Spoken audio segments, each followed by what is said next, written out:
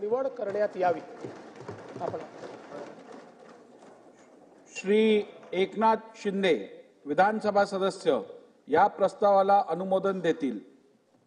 सभागृहाचे नेते देवेंद्र फडणवीस साहेबांनी जो उपाध्यक्षपदाचा प्रस्ताव मांडलेला आहे, अण्णा दादू बनसोडे यांची महाराष्ट्र विधानसभेचे उपाध्यक्ष म्हणून निवड करण्यात यावी याबाबतचा, त्याला या प्रस्तावाला मी अनुमोदन देतो।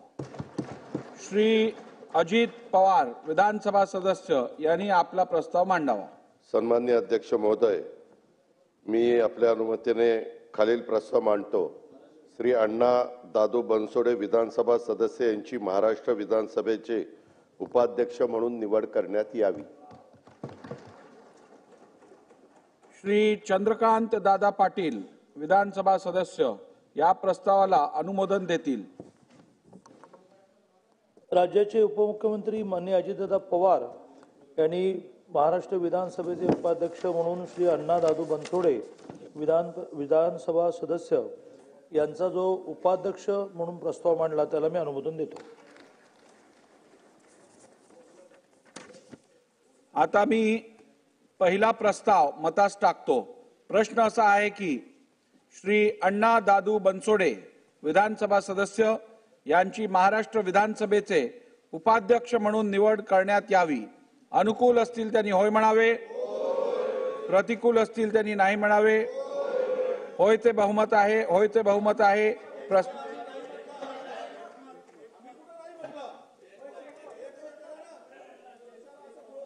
होयचे एकमत, होय जरा अजून जोरात बोला म्हणजे एकमत बोलता येईल मला। आता ऐकता आलं। होयचे एकमत आहे। प्रस्ताव संमत झाला। प्रस्ताव संमत झाला आहे। श्री अण्णा दादू बनसोडे विधानसभा सदस्य यांची महाराष्ट्र विधानसभेचे उपाध्यक्ष म्हणून निवड झाली आहे असे मी जाहीर करतो। श्री अण्णा दादू बनसोडे विधानसभा सदस्य यांची उपाध्यक्षपदी निवड झाली असल्याने पुढील प्रस्ताव मतास टाकण्याची आवश्यकता नाही।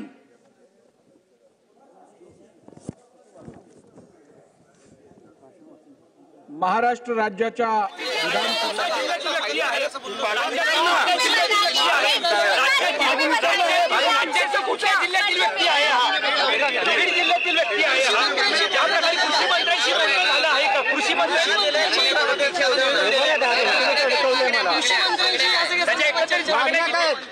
निवेदन दिलेले आहे, परंतु त्याला 11 वर्षापासून कुठे न्याय मिळाला नाही।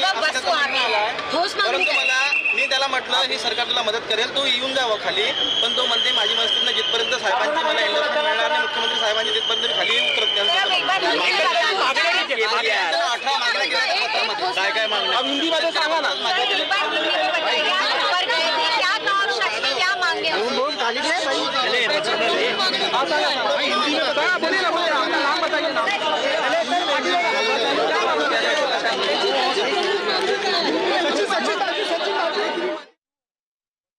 कार्य करून या सभागृहाची गरिमा आणखी वाढवाल अशी मला खात्री आहे। आपल्या पुढील वाटचालीस शुभेच्छा देतो व माझे भाषण थांबवितो। श्री अण्णा दादू बनसोडे विधानसभा सदस्य यांनी उपाध्यक्षाचे आसन स्वीकारावे अशी मी त्यांना विनंती करतो।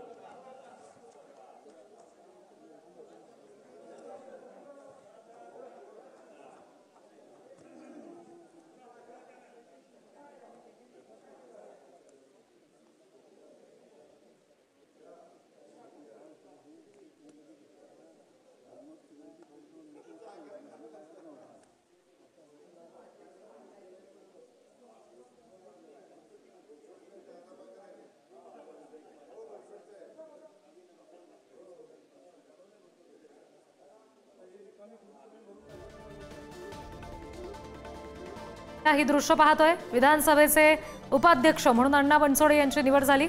अध्यक्ष राहुल नार्वेकर यांनी याची घोषणा केली।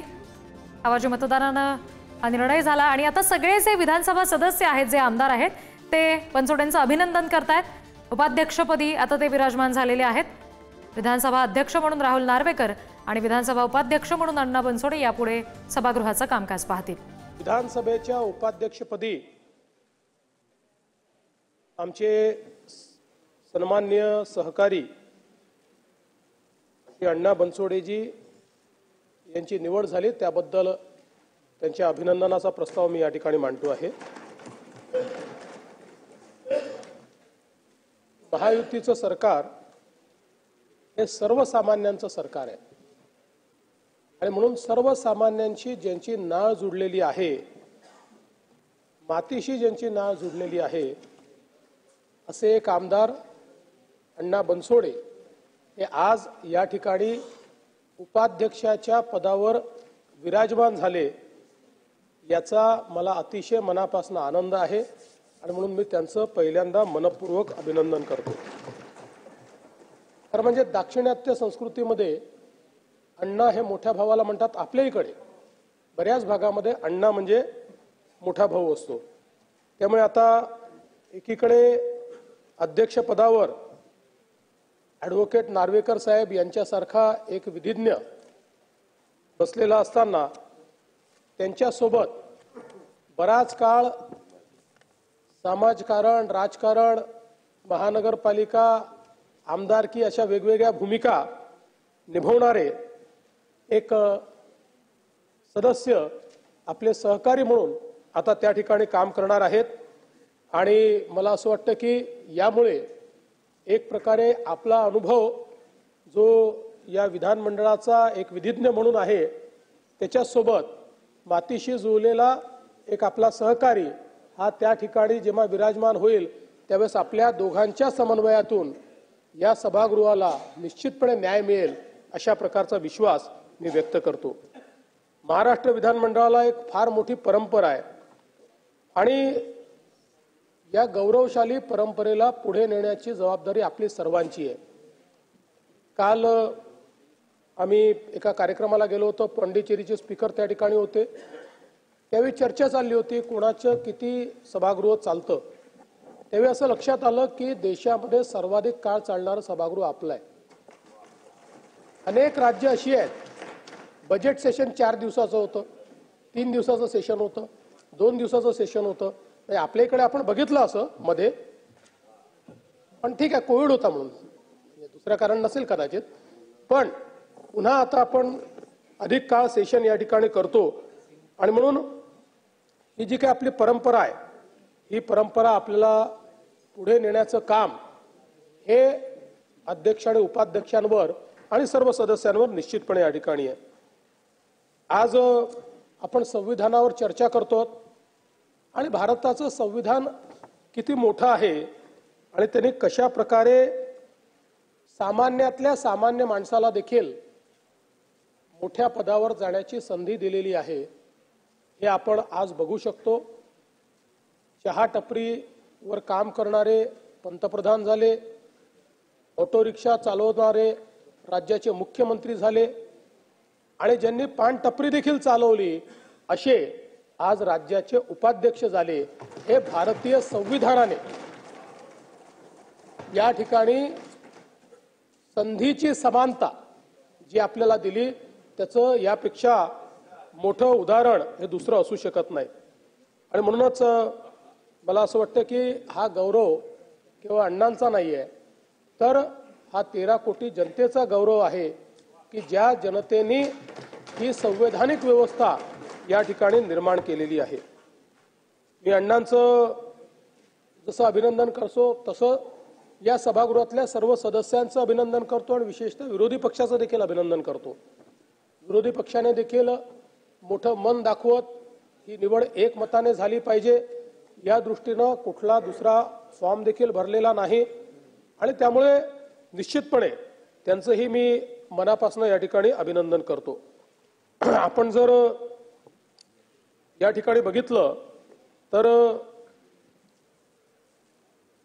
मी अण्णांना ही विनंती करतो की आपण त्या खुर्चीवर बसल्यानंतर आपले दोन्ही कान शाबूत ठेवावेत. डावीकडे बसलात म्हणून डावीकडची बाजू जास्त ऐकून घेऊ नका, पण ती बाजू ऐकाच, पण थोडी इकडची बाजू देखील ऐका. पण मला विश्वास आहे की आम्ही जेव्हा विरोधी पक्षात होतो त्यावेळी झिरवाळ साहेब जेव्हा पीठासीन असायचे त्यावेळेस ते गमतीने म्हणायचे, मला जरा डाव्या कानाने कमी ऐकू येतं. तसं मला वाटतं की आपण निश्चितपणे म्हणणार नाहीत.